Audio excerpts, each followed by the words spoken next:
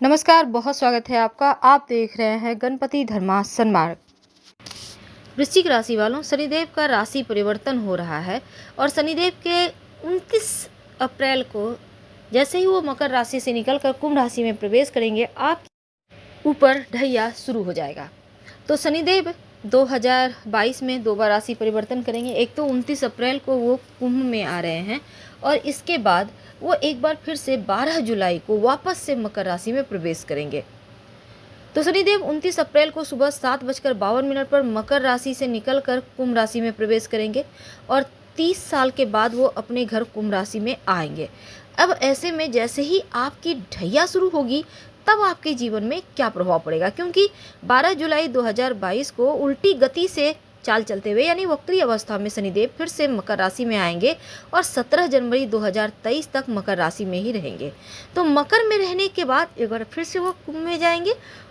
तो ऐसे में ज्योतिष ये कहता है कि शनिदेव 9 ग्रहों में न्याय के देव हैं, कर्म के देव हैं और शनिदेव जिस पर प्रसन्न हो जाए उस व्यक्ति को रंग से राजा बना देते और जिन पर उनकी क्रूर दृष्टि पड़ जाए उस व्यक्ति की मुश्किलें बढ़ा देते हैं। और जन्म कुंडली में शनिदेव की शुभ स्थिति लाभ देती है, अशुभ स्थिति दिक्कतें देती है, परेशानियां देती है, आर्थिक संकट का कारण बनती है, इसलिए हर कोई उनको मनाना चाहता है। तो शनिदेव नाराज होने पर धन की कमी कर देते हैं, धन हानि करवाते हैं, जो बिजनेस में पैदा करते हैं दिक्कतें, बीमारियां परेशान करती, दाम्पत्य जीवन में परेशानियां, व्यक्ति का जमा पूंजी खत्म हो जाता है, कर्जे देते हैं।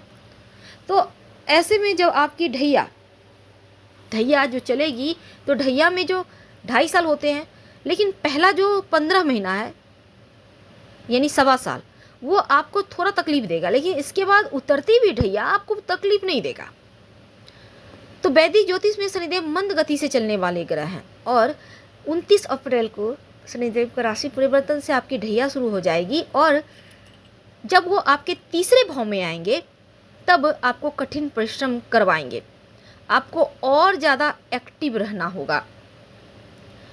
तो 29 अप्रैल को तीसरे भाव में, आपके तीसरे भाव से चौथे भाव में आ रहे हैं, तीसरे भाव से तो चौथे भाव में आते ही ढैया शुरू होगी और ढैया आपकी 12 जुलाई तक शनिदेव आपके यहाँ ढैया का प्रभाव आपके ऊपर रहेगा। तो शनिदेव जो चौथे भाव में रहेंगे तो उनकी दृष्टि आपके कुंडली के 6ठे भाव, 10वें भाव और लग्न पर पड़ेगा। तो कुंडली का 6ठा भाव रोग शत्रु का होता है, 10वां भाव कर्म का होता है, राज दरबार पिता का होता है और लग्न होता है पहला भाव आदमी का स्वभाव, पर्सनैलिटी।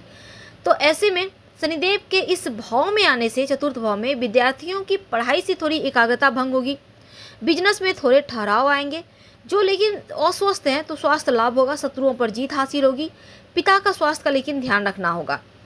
12 जुलाई को जैसे ही शनिदेव वक्री अवस्था में फिर से अपनी राशि यानी कि मकर में लौट आएंगे, तीसरे भाव में गोचर करेंगे, तब आपके संबंध छोटे भाई बहनों से अच्छे रहेंगे। हर कार्य आपके भाई बहनों को प्रयास से, उनका सपोर्ट से पूरा होगा, मान सम्मान यश बढ़ेगा, अटके हुए कार्य पूरे होंगे।